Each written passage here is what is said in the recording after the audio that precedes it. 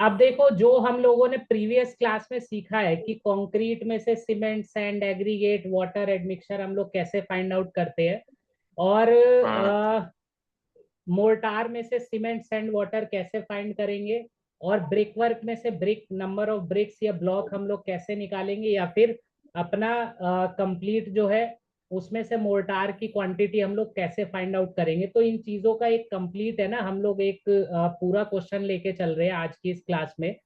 तो सबसे पहले हाँ। आप ये ड्रॉ करो, ये हमारे पास एक स्लैब है 5000 बाय 5000 की, ठीक है। और इससे हम लोगों ने ऑफ, ये क्या है, ये ग्राउंड स्लैब है, ग्रेड स्लैब जिसे हम लोग बोलते हैं। ग्रेड स्लैब मतलब जो हम लोग डायरेक्टली ग्राउंड पे कास्ट करते हैं, ठीक है। तो इसे ग्राउंड ग्रेड स्लैब बोलते हैं। तो ये ग्रेड स्लैब है, इस पे हम, ये हमारा कंक्रीट है जो यूज किया है, M20 ग्रेड का हम लोगों ने कंक्रीट यूज किया है, ठीक है। और इसकी जो थिकनेस है वो है आपकी 500 की।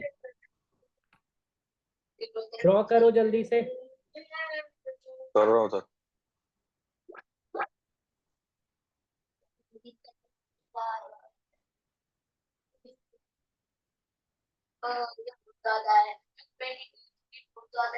मतलब नहीं सकती।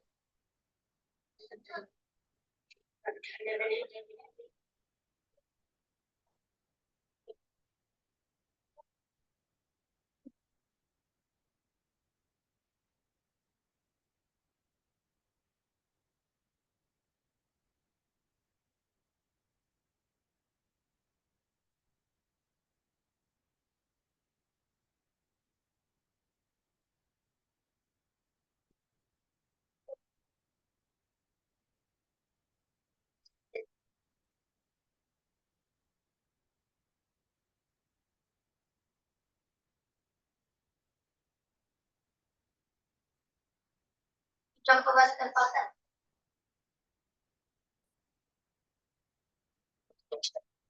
कर लिया, इतना कर नोट लिया कर लिया। सर। ओके। हाँ अब जी। देखो, अब इसमें जो हम लोगों ने ब्रिक वॉल कास्ट की है ना, वो 250 हमने ऑफसेट छोड़ा हुआ है ऑल फोर साइड से, ठीक है। ऑल फोर साइड से हम हम्म लोगों ने ऑफसेट छोड़ के वॉल कास्ट की है। इस वॉल की जो थिकनेस है वो है 230 की, हम्म और हाइट है हमारी 3 मीटर की, हम्म ठीक है। और इसमें जो ब्रिक का साइज यूज हुआ है वो है आपका 230 115 बाय 90 का, हम्म। और 230 115 बाय 90 का ब्रिक साइज है। और इसके अलावा जो हमारा मोर्टार यूज हो रहा है वो हो रहा है 1:4 की 5 की रेशो में। ठीक है सर।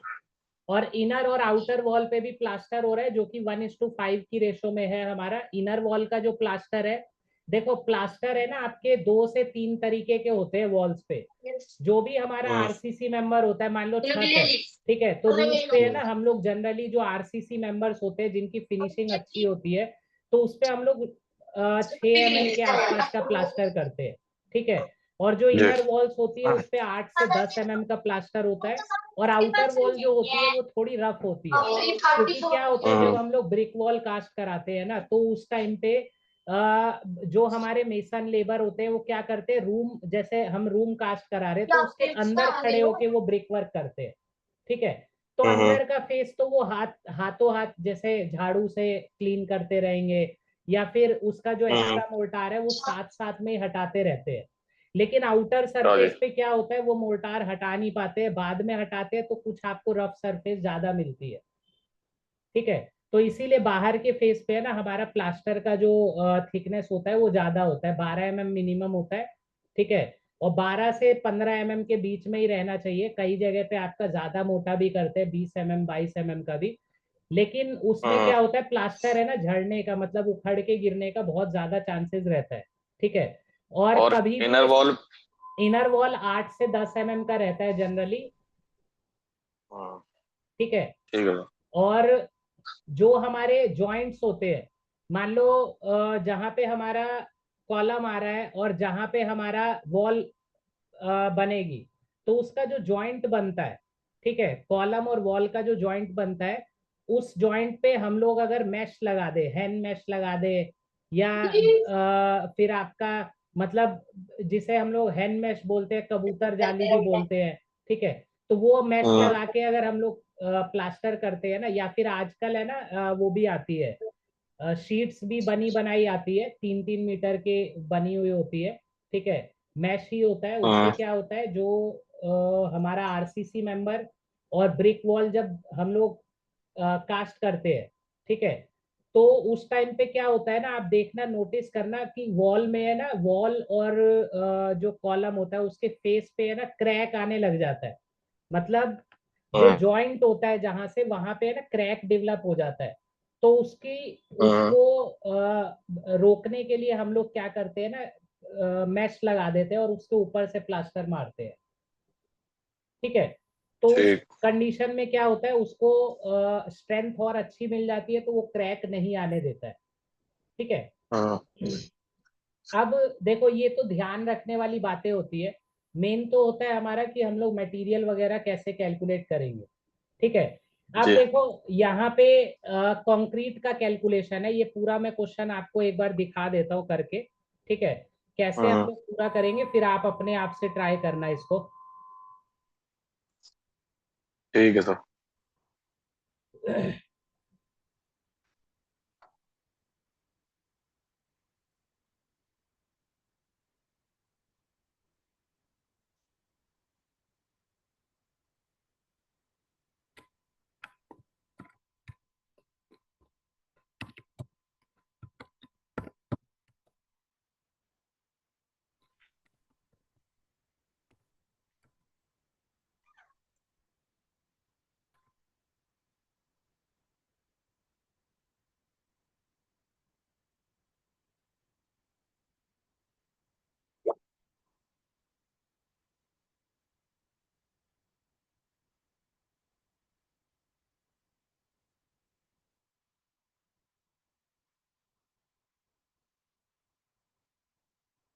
ये देखो,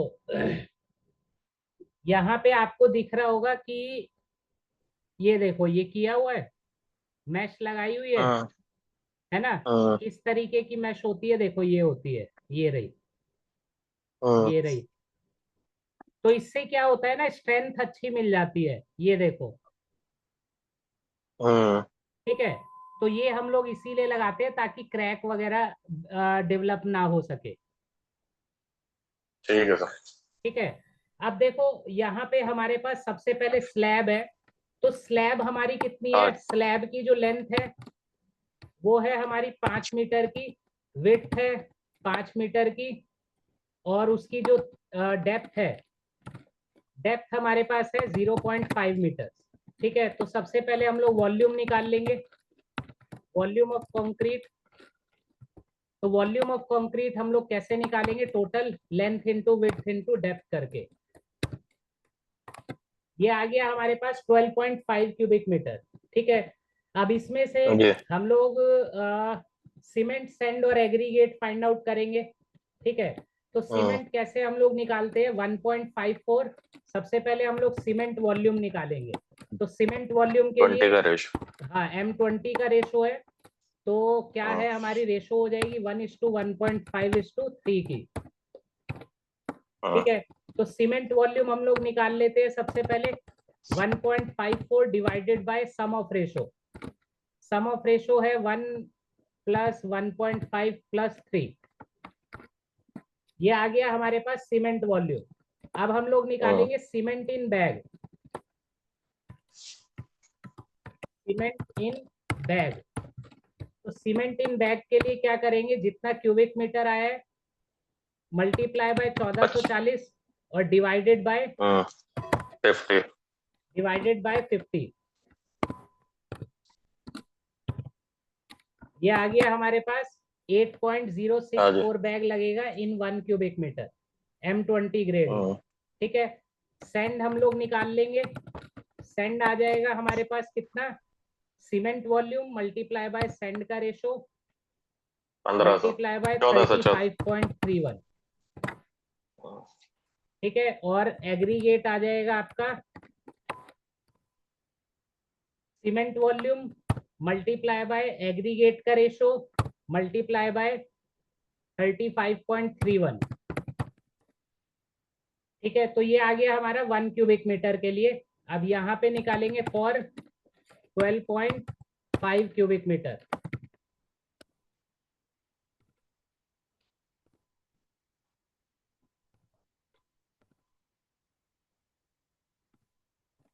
ठीक है, फॉर 12.5 क्यूबिक मीटर कितना हो जाएगा? ये तो नहीं निकालेंगे, सीमेंट निकालेंगे डायरेक्ट। ये आ जाएगा हमारा दिस इंटू 12.5। फिर ये आ जाएगा हमारा 14.83 इंटू 12.5। ये आ जाएगा हमारा 29.66 इंटू दिस 12.5। तो ये हमारा हो गया सीमेंट, सैंड और एग्रीगेट किसके लिए? स्लैब के लिए। ठीक है, क्लियर। अब इसके बाद में हम लोग निकालेंगे ब्रिक वॉल का। तो ब्रिक वॉल के लिए मैंने आपको क्या बोला है कि ये हमारा जो वॉल है ये 250 mm ऑफसेट है। ठीक है, मतलब हमने ऑफसेट छोड़ के बनाया हुआ है। तो अब ये देखो, ये हमारा है स्लैब है, और इससे 250 mm छोड़ के हम लोगों ने क्या किया हुआ है, ब्रिक वॉल ये कास्ट की हुई है। अब ये जो ब्रिक वॉल है ये, ठीक है, तो इसमें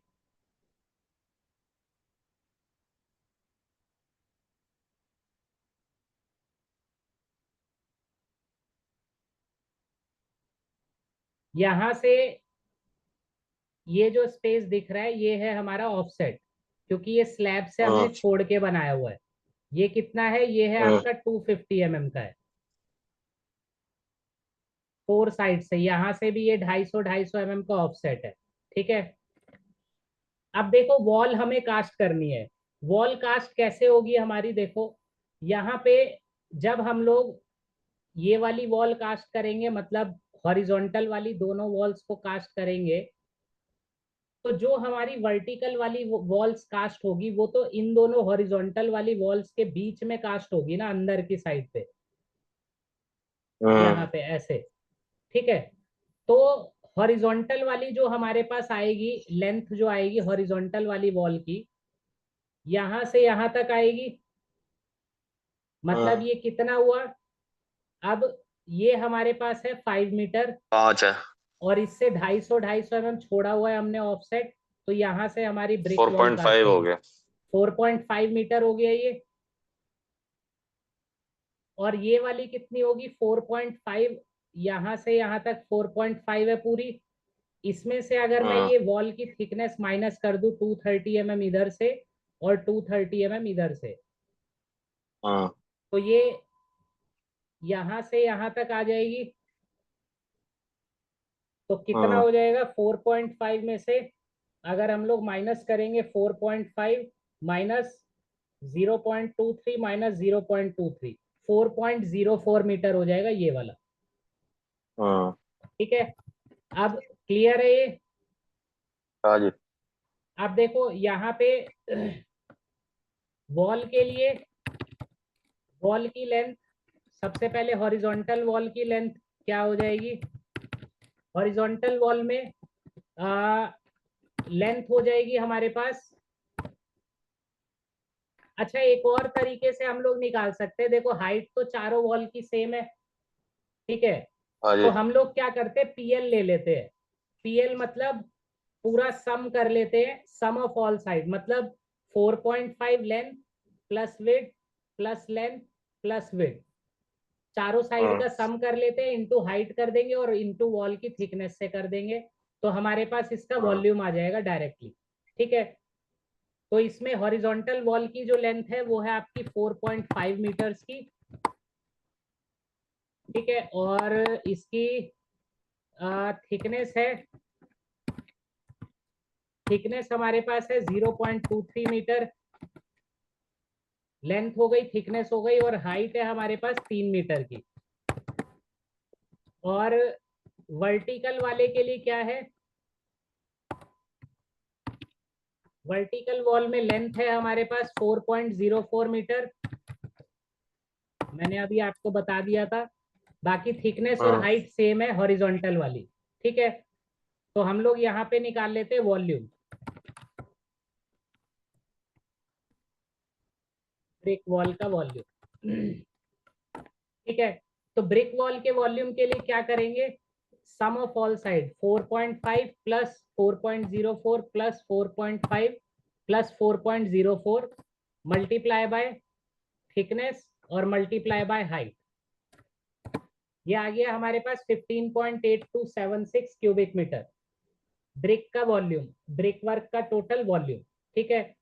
अब हम लोग निकाल लेते हैं, इसमें हम लोग कैसे निकालेंगे कि कितना हम लोग, हमारे पास वॉल्यूम ऑफ ब्रिक वॉल जो आया है उससे मोर्टार का वो कैलकुलेशन और प्लस में नंबर ऑफ ब्रिक्स, ठीक है। तो मोर्टार के लिए और ब्रिक के लिए सबसे पहले हमें पता होना चाहिए कि ब्रिक्स कितनी आएगी। तो कितना है, साइज क्या है, 230, 0.23, 0.115 और 0.09, ये हमने ब्रिक का साइज लिया है, नॉन मॉड्यूलर ब्रिक है, ठीक है। तो सबसे पहले हम लोग फाइंड आउट करते हैं actual volume of one brick. Actual volume of one brick के लिए फाइंड आउट करेंगे हम लोग, क्या करेंगे, सिंपली इन्हीं तीनों साइज को मल्टीप्लाई कर देंगे, 0.23 इंटू 0.115 इंटू 0.09, और nominal volume means volume with mortar. तो एक ब्रिक में हम लोग 10 mm का मोर्टार अप्रोक्स कंसीडर करते हैं, तो 0. होता है ये, 0.23 में अगर 10 mm ऐड करेंगे तो 0.24 हो जाएगा, ठीक है। और 0.115 वाले में 0.125 हो जाएगा, 25 mm हो जाएगा ये, और इंटू 0.1, 90 mm में 10 mm 100 mm हो जाएगा, ठीक है। तो ये आ गया हमारा नॉमिनल वॉल्यूम। अब टोटल हम लोग फाइंड आउट करते हैं कि mortar in one brick, mortar in one brick, एक ब्रिक में मोर्टार हमारा कितना लगेगा, तो nominal volume minus actual volume करके ये हम लोग फाइंड आउट कर लेते हैं, ठीक है। तो मोर्टार में एक ब्रिक में कितना मोर्टार लगेगा वो हमने फाइंड आउट कर लिया। देन उसके बाद में number of bricks in 1 cubic metre,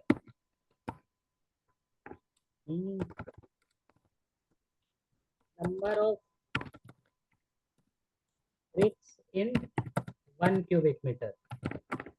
तो 1 क्यूबिक मीटर में कितनी ब्रिक्स लगेगी, कैसे निकालेंगे, टोटल वॉल्यूम हो गया 1, डिवाइड कर देंगे एक ब्रिक के नॉमिनल वॉल्यूम से 0.003 से, ठीक है। तो ये आ जाएगा हमारे पास 1 डिवाइडेड बाय 0.003, 333.33, ठीक है। और इसके लिए मोर्टार कितना आ जाएगा हमारे पास, 333.33 इंटू दिस, मतलब 1 क्यूबिक मीटर में ब्रिक वर्क में इतना मोर्टार लगेगा और हमारी ब्रिक्स लगेंगी इतनी। तो टोटल ब्रिक्स कितनी लगेगी हमारी, 333.33 इंटू जो हमारा वॉल्यूम है ब्रिक वॉल का, तो ये आ गया 5275 ब्रिक्स आ गई, 5275 नंबर्स, और 5275 नंबर्स इंटू मोर्टार हमारा, सॉरी ये एक ब्रिक में इतना लगेगा, तो 3.268 क्यूबिक मीटर लग जाएगा मोर्टार,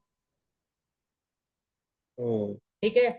ये हो गया हमारा मोर्टार का, और ये हो गया हमारा ब्रिक्स का। अब इसमें हम निकालेंगे मोर्टार में सीमेंट, तो सीमेंट वॉल्यूम फाइंड आउट करेंगे सबसे पहले। सीमेंट वॉल्यूम में सीमेंट हमने रेशो क्या कंसीडर करना है, 1:5 का, ठीक है, तो 1:5 का रेशो कंसीडर करना है, 1:5। तो सीमेंट वॉल्यूम का फॉर्मूला क्या होता है?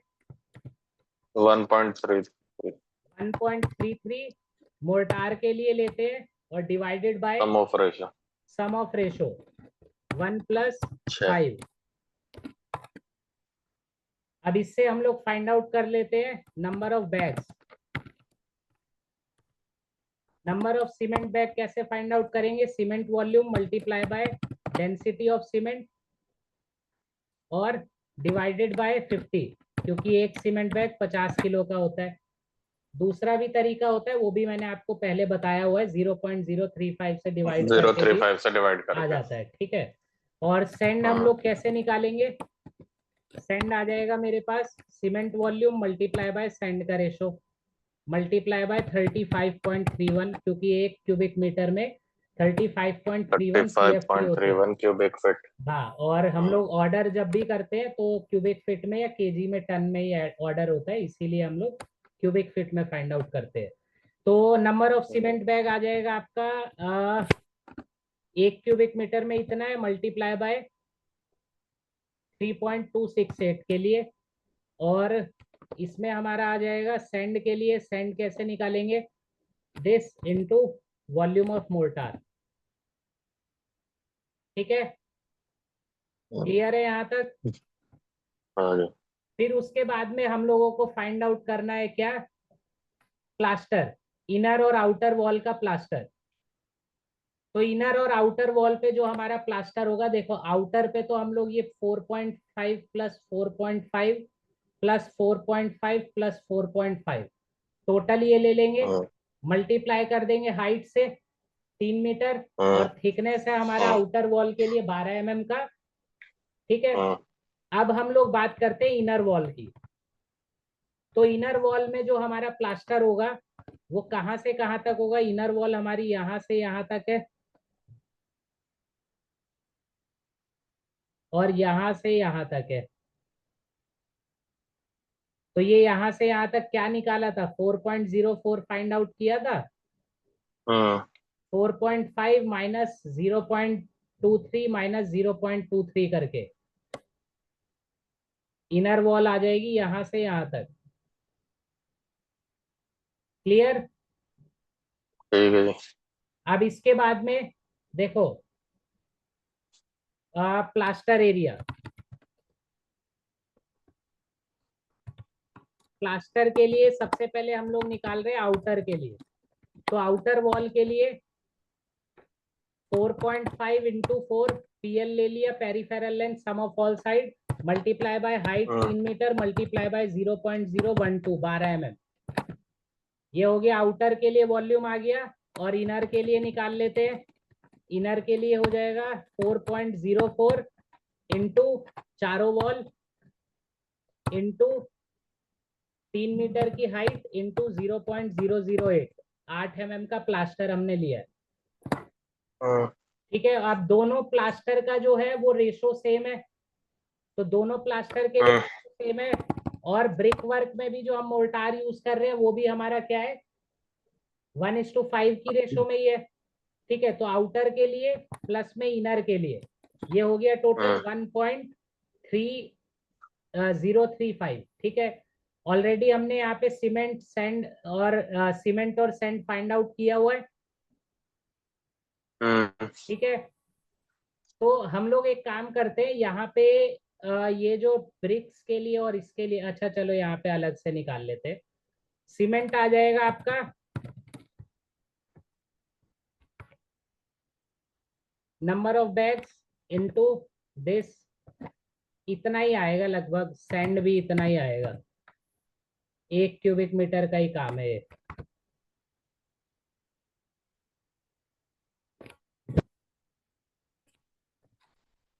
ये आ गया हमारा सीमेंट और सैंड इसके लिए।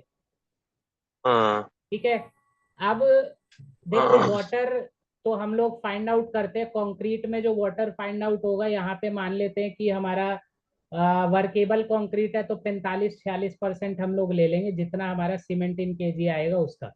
ठीक है, और इसमें हम लोग फाइंड आउट करके देख लेते हैं एक बार वाटर कितना आ रहा है। सीमेंट, सैंड और एग्रीगेट, ये रहा सीमेंट इन बैग आया है आपका 100.8, इसे हम लोग मल्टीप्लाई कर देते हैं 50 से, तो ये केजी में आ गया। अब इसका इनटू 45% हम लोग ले लेते हैं, क्योंकि सीमेंट का ही हम लोग सीमेंट की प्रोपोर्शन में ही हम लोग क्या मिलाते हैं, वाटर, क्योंकि सीमेंट ही एक ऐसा चीज है उसमें जो कि जिसे हाइड्रेशन चाहिए होती है। ठीक है, हाँ तो जी 2268 केजी के आसपास आपका ये आ जाएगा।